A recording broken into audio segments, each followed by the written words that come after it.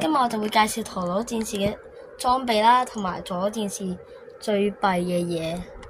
首先，作為陀螺戰士，我哋一定會有陀螺啦，一隻點玩到呢？兩隻陀螺、三隻陀螺、四隻陀螺，同埋第五隻。當然有陀螺，點少得發射器呢？同家人玩一定會有兩個嘅。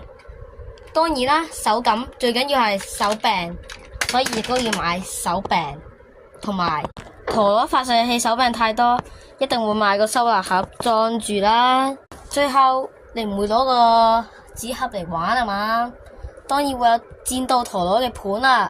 今日我就要叫大家請勿，就算買唔到陀螺盤，都唔好買盜版盤。睇下上邊第一個裂痕，呢度第二個裂痕，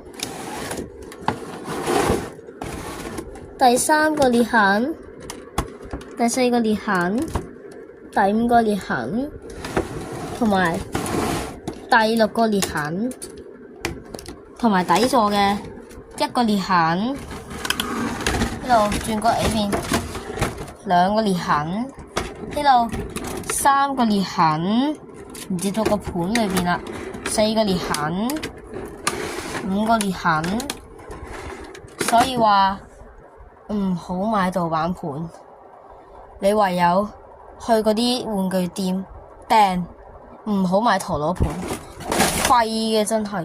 陀螺亦都係個食錢嘅嘢，呢度見到啦，爛咗啦。